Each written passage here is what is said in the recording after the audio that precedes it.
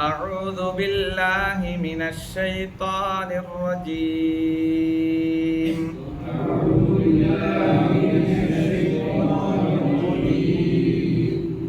بسم الله الرحمن الرحيم. بسم الله الرحمن الرحيم. والعاديات ضبحا والعاديات ضبحا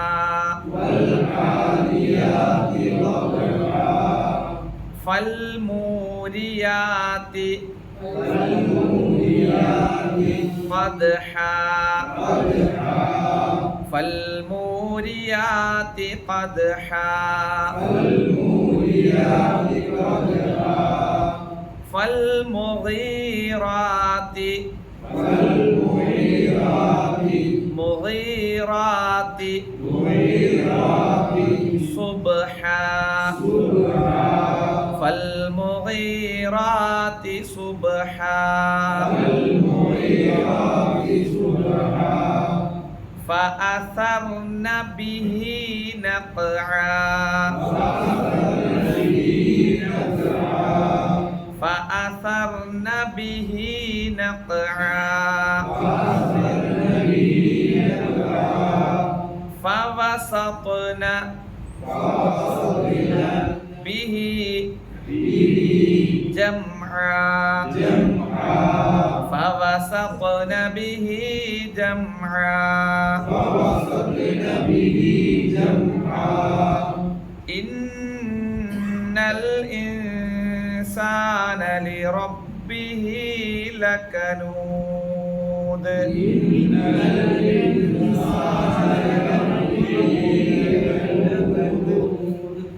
وإنه على ذلك لشهيد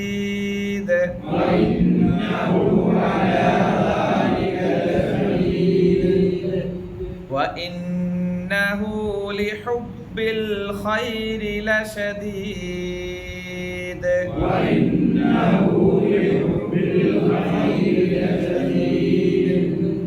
أفلا يعلم إذا بعثر ما في القبور أفلا يعلم إذا بعثر ما في القبور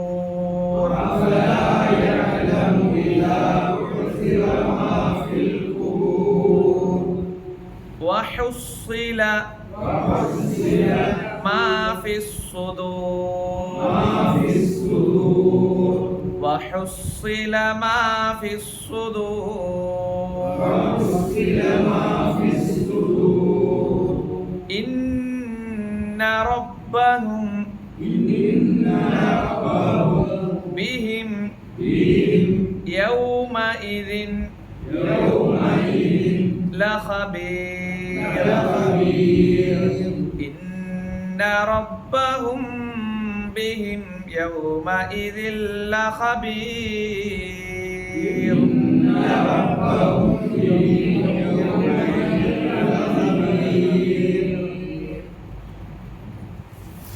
സൂറത്തുൽ ആദിയാത്ത്. ആദിയാത്ത് എന്ന് പറഞ്ഞാൽ ഓടുന്നവ. എത്രാമത്തെ അധ്യായമാണ്? 100-ാമത്തെ അധ്യായം. എത്ര ആയത്തുണ്ട്? 11 ആയത്ത്. വൽ ആദിയാത്ത്, ഓടുന്നവ തന്നെയാണ് സത്യം. ആ സത്യം എന്നുള്ള വാക്ക് അവിടെ നിന്ന് കിട്ടി. ആദിയാത്ത് ഓടുന്നവ. വൽ ആദിയാത്തി അല്ലെ? ആദിയാത്ത് എന്നുള്ള ഒരു പദമാണ്. അതിന് മുമ്പ് വാവ് വന്നു അല്ലെ? ആ പദത്തിന്റെ അവസാനത്തെ അക്ഷരത്തിന്റെ ഹർക്കത്ത് നമ്മൾ നോക്കും, കസറാണ്. അപ്പൊ അങ്ങനെ വരുമ്പോ ഈ വാവുൽ ഖസം എന്നാണ് പറയുക, സത്യം ചെയ്യാൻ ഉപയോഗിക്കുന്ന വാവ്. അപ്പൊ ഇവിടെ നോക്കുമ്പോൾ മനസ്സിലാവും ആദിയാത്തി അല്ലെ? അവസാനത്തെ അക്ഷരത്തിന് അപ്പോൾ എന്തായിരിക്കും? കസറായിരിക്കും. അവസാനത്തെ അക്ഷരത്തിന് കസറായിരിക്കും ആ പദത്തിന്റെ. വത്തീനി വൽ ഫജിരി വസ്സമായി കണ്ട എല്ലാത്തിൻ്റെ നോക്കുമ്പോൾ ഓക്കെ. വൽ ആദിയാതി ഓടുന്നവ തന്നെയാണ് സത്യം. ഇത് തുടക്കത്തിലാട്ടോ ഈ സത്യം ചെയ്ത് പറയല്. ഇടയ്ക്ക് ഇപ്പൊ ഈ പറഞ്ഞ പോലെ വല്ലർലി എന്ന് വരും. അത് ചേർത്ത് പറയാൻ വാവ് ഉപയോഗിക്കും. അതും ഇതും എന്നുള്ളത് ആൻഡ് എന്നുള്ളത്. വല്ലാദിയാത്തി ഓടുന്നവ തന്നെയാണ് സത്യം. അദാ എന്ന് പറഞ്ഞാൽ വേഗത്തിൽ സഞ്ചരിച്ചു എന്നാണ്. അദാ വേഗത്തിൽ സഞ്ചരിച്ചു. ആദിയാത്ത് വേഗത്തിൽ സഞ്ചരിക്കുന്നവ, ഓടുന്നവ. വല്ലാദിയാത്ത് വേഗത്തിൽ ഓടുന്നവ തന്നെയാണ് സത്യം. അടുത്ത വാക്ക് ഏതാ? വബ്ഹൻ. വബഹ എന്ന് പറഞ്ഞാൽ കിതച്ചു. വബ്ഹൻ കിതച്ചുകൊണ്ട്. വൽആദിയാതി വബ്ഹ കിതച്ചുകൊണ്ട് വേഗത്തിൽ ഓടുന്നവ തന്നെയാണ് സത്യം. വൽആദിയാതി വബ്ഹ കിതച്ചുകൊണ്ട് ഓടുന്നവയും തന്നെയാണ് സത്യം. അപ്പൊ കിതച്ചുകൊണ്ട് വേഗത്തിൽ നമുക്ക് എവിടെ നിന്നാണ് കിട്ടിയത്? കിതപ്പ് വരുന്ന എപ്പോഴാ? വേഗത്തിൽ ഓടുമ്പോഴാണ്. ഓക്കെ, ഇത് യഥാർത്ഥത്തില് മടുപ്പിന്റെ കിതപ്പല്ല. സ്വാഭാവികമായും ഈ പറയപ്പെടുന്ന ജീവിക്കുള്ള കിതപ്പാണ്. അപ്പം ഈ ഇതുകൊണ്ട് ഉദ്ദേശിക്കുന്നത്, കിതച്ചുകൊണ്ട് ഓടുന്നവ കൊണ്ട് ഉദ്ദേശിക്കുന്നത് ഏതാ മൃഗം? കുതിരയാണ്. അപ്പൊ ചില മുഫസ്സിറുകൾ അത് ഒട്ടകം എന്ന് പറഞ്ഞിട്ടുണ്ട്. പക്ഷേ അത് ശരിയല്ല എന്ന് പറയാൻ മറ്റു മുഫസ്സിറുകൾ പറയുന്നത് ഒട്ടകം ഒരിക്കലും ഓടുമ്പോൾ എന്ത് ചെയ്യുന്നില്ല? കിതയ്ക്കുന്നില്ല. സാധാ ലെവലിലുള്ള സഞ്ചാരം. എന്നാൽ ഈ കുതിരയെ സംബന്ധിച്ചിടത്തോളം സ്വാഭാവികമായിട്ടുള്ള കിതപ്പ്. ഇപ്പം നായ ഓടുമ്പോൾ ഒരു കിതപ്പുണ്ട്. അത് സ്വാഭാവികമായിട്ടുള്ളൊരു കിതപ്പാണ്. ഓട്ടത്തിന്റെ കൂടെയുള്ള കിതപ്പിന് മടുത്ത് കൊണ്ടുള്ള ഒരു കിതപ്പല്ല. എന്നാൽ ഒട്ടകത്തെ സംബന്ധിച്ചിടത്തോളം ആ ഓട്ടത്തിന്റെ കൂടെയുള്ള കിതപ്പല്ലാതെ എന്ന് മുഫസ്സിറുകൾ രേഖപ്പെടുത്തുന്ന കാണാം. എന്തായാലും കുതിര തന്നെയാണ് അവിടെ ഉദ്ദേശം.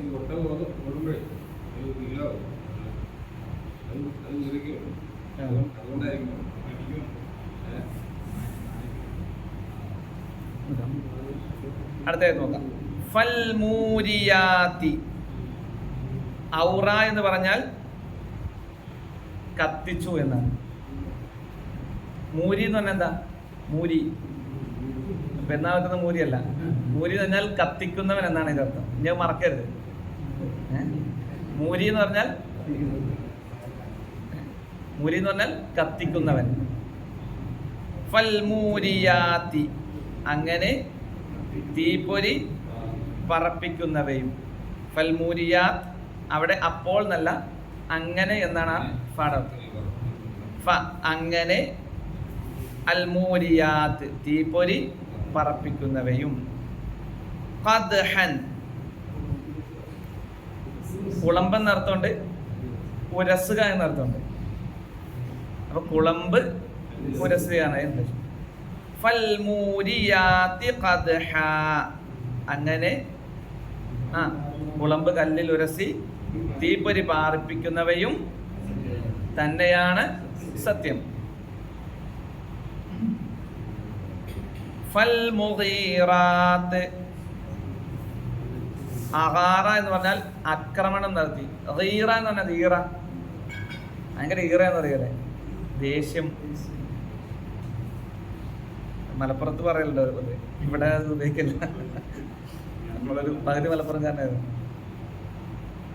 മുഗീർ ദേഷ്യമുള്ളവൻ, ആക്രമിക്കുന്നവൻ. മുഗീറ. ഇപ്പൊ വലീദ് ബിൻ മുഗീറ, അദ്ദേഹത്തിന്റെ മകനാണ് ആര്? Khalid bin Waleed. അപ്പൊ വലീദ് ബിൻ മുഗീറ ആ അർത്ഥത്തിലാണ് ആ പേര് കിട്ടിയെന്നൊക്കെ രേഖപ്പെടുന്ന നമുക്ക് കാണാൻ പറ്റും. അപ്പം ഫൽ മുഗീറാത്ത് എന്നിട്ട് ആക്രമണം നടത്തുന്നവ.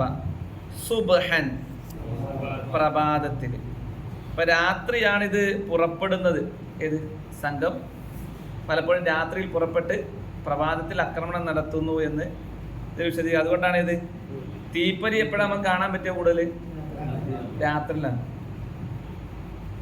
പല വിശദീകരണം കാണാൻ ശക്തമായി പോരാടുമ്പോൾ പകലും കാണാം.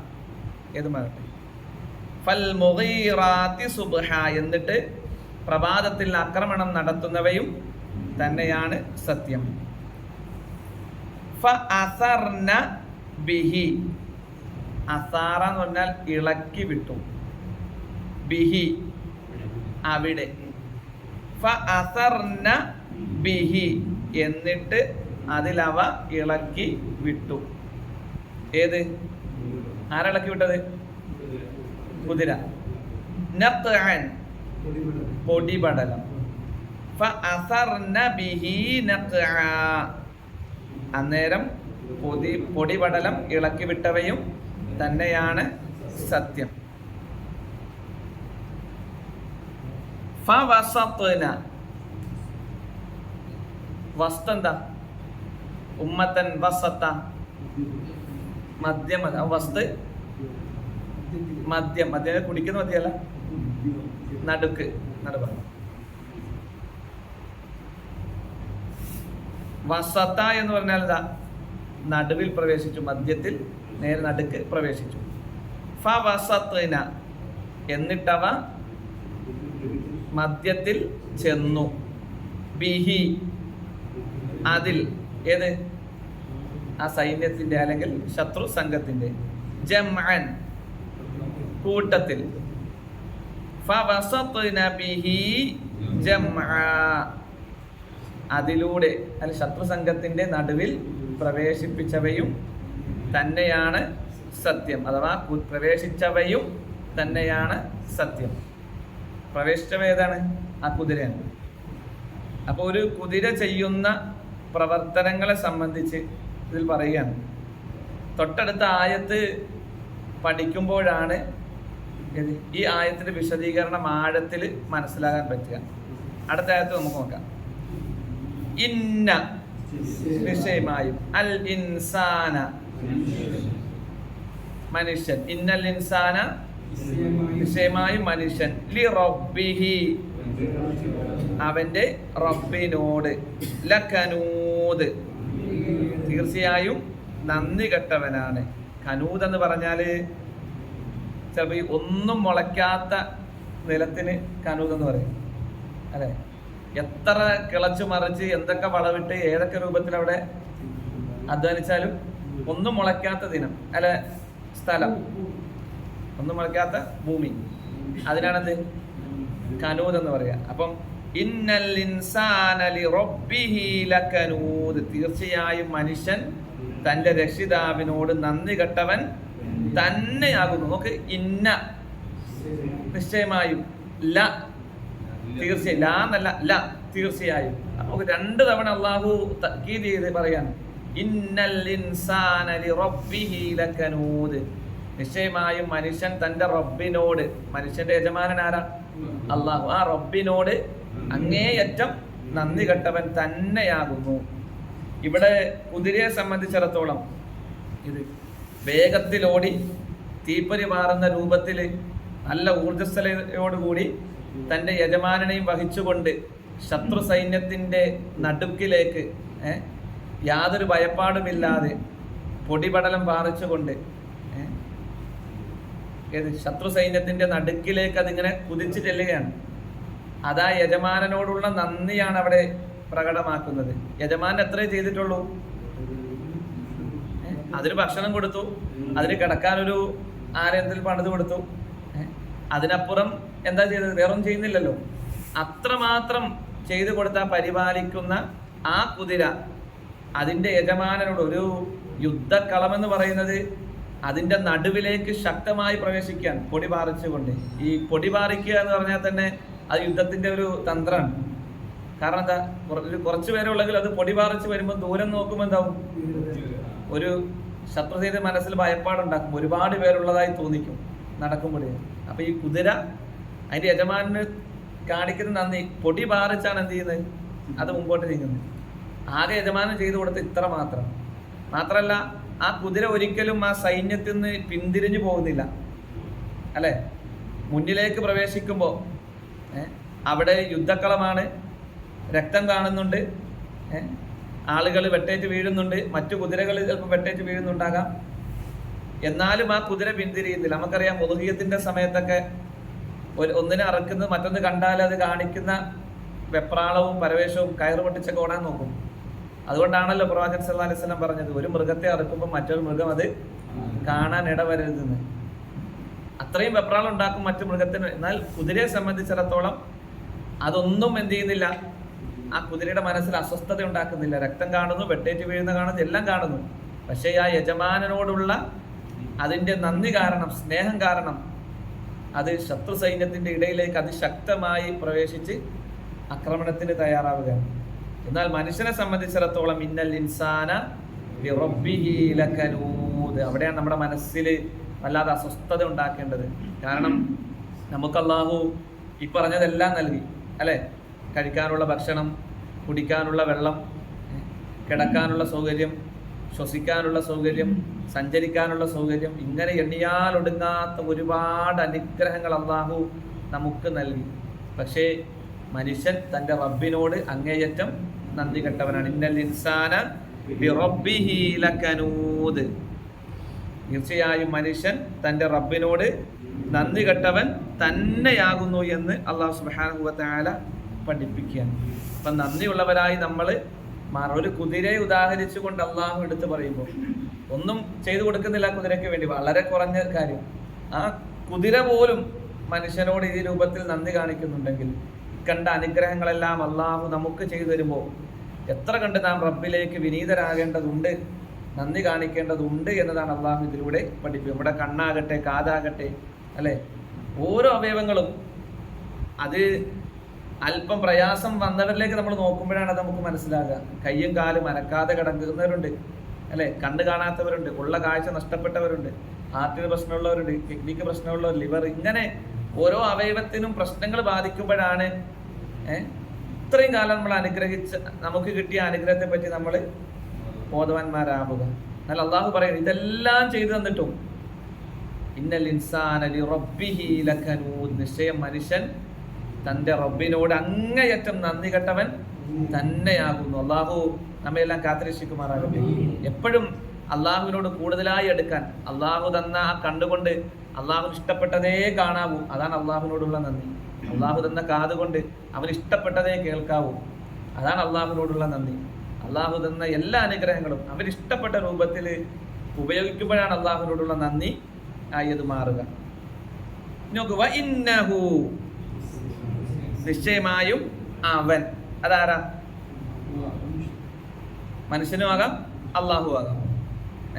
അർത്ഥം പറയും മനസ്സിലാവും. വഇന്നഹു അലാ ദാലിക, അതിൻ്റെ മേൽ, അല മേൽ, ദാലിക അത്, അലാ ദാലിക അതിൻ്റെ മേൽ, ലഷഹീദ് സാക്ഷ്യം വഹിക്കുന്നവൻ തന്നെയാകുന്നു. തീർച്ചയായും അവൻ അതിന് സാക്ഷ്യം വഹിക്കുന്നവൻ തന്നെയാകുന്നു.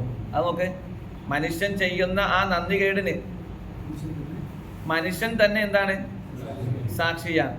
ഇനി അവിടെ ഇന്നഹു അള്ളാഹു എന്ന് വെച്ചാലോ, അള്ളാഹും അതിന് സാക്ഷിയാണ്. അപ്പൊ ഏതർത്ഥത്തിലും അത് പറയാം. ഇന്നഹു നിശ്ചയമായും അവൻ, അലാ ദാലിക അതിൻ്റെ മേൽ, ലഷഹീദ് തീർച്ചയായും സാക്ഷിയാണ്. അപ്പൊ അള്ളാഹു സാക്ഷിയാണ്, ആ ചെയ്യുന്ന മനുഷ്യർ തന്നെ എന്താണ്? അതിൻ്റെ മേൽ സാക്ഷിയാണ്. നമ്മൾ തൊട്ട് മുമ്പുള്ള ബുറൂജ് വൽയൗമിൽ മൗഊദ് വശാഹിദിൻ വമശ്ഹൂദ്, അവിടെ നമ്മൾ പറഞ്ഞു നമ്മൾ ചെയ്യുന്ന ഓരോ പ്രവർത്തിക്കും ഇവിടെ ഉള്ളതെല്ലാം സാക്ഷിയാണ്.